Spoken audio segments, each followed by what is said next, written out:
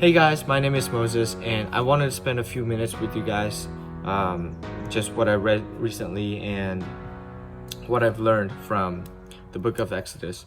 So as you guys know, this is the Exodus. This is Moses' story. It's my story, but it is the actual Moses, and the context is they are out of Egypt and they cross the Red Sea. So now Moses is up on the mountain, and Moses' brother Aaron is with the Israelites down at the bottom of the mountain. So we're gonna start off by in chapter 32, verse 1. When the people saw that Moses delayed to come down from the mountain, the people gathered themselves together to Aaron and said to him, "Up, make us gods who shall go before us. As for this Moses, the man who brought us up out of the land of Egypt, we do not know what has become of him."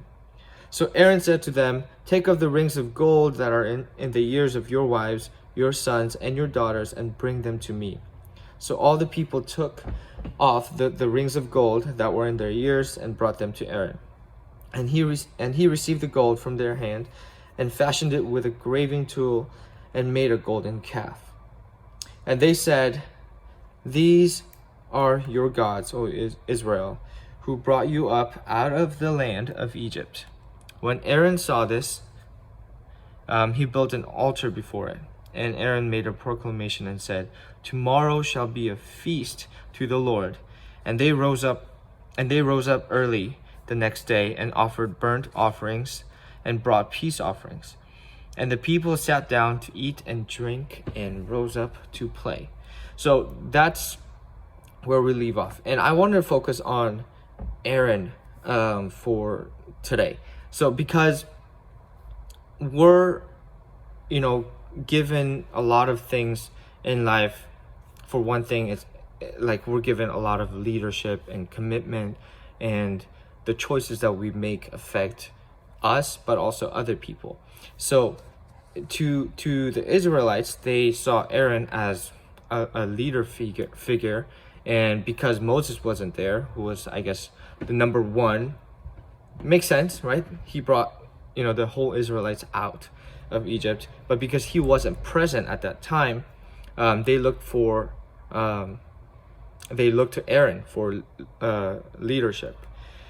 And so what happened was Aaron took charge. He thought that what he was doing and what he did, asking for gold metal so that he could melt it and engrave this golden calf, the stuff that he did, to him probably thought, this is it, this is awesome, like I'm doing a huge favor for them, and it looks like because they're not happy with where they're at, I'm gonna change that and I'm gonna satisfy them. So as you guys can see, golden calf, that doesn't work out well.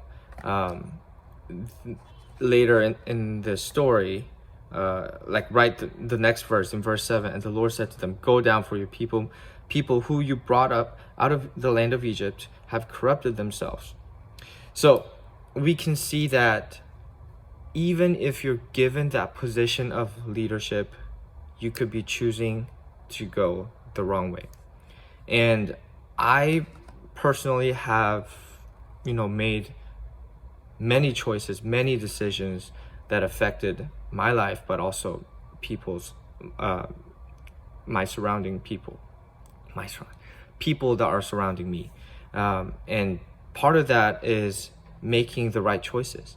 And a lot of times when we're given that pressure / just immediate gratification, satisfaction, those trying to meet someone else's needs, we tend to make wrong choices and feel like we have to make them happy. I don't want to bother them. I don't want to get them angry. I don't want to get this whole situation stirred up. And but there is this thing called the Holy Spirit, and we are convicted. We are guided to, a lot of times, the correct way, and we should be happy and glad to be choosing that over what people think of us, what the world thinks of us. So I wanted to encourage you guys. It's a short devotion, but I want to encourage you guys. We're faced with questions and decision making every day, little things, big things, but make sure they're for the right things, for the right reason. If you're going after God, if you're going to seek God through all your decision making, things are gonna turn out for good. So make sure. I'm not trying to put Aaron on the spot, but he didn't make the right choices, and later he blames the people, saying they wanted to do this, so I had no choice. It's like he's making things up, but we always have a choice. So stand up for the Lord. Okay, thanks guys.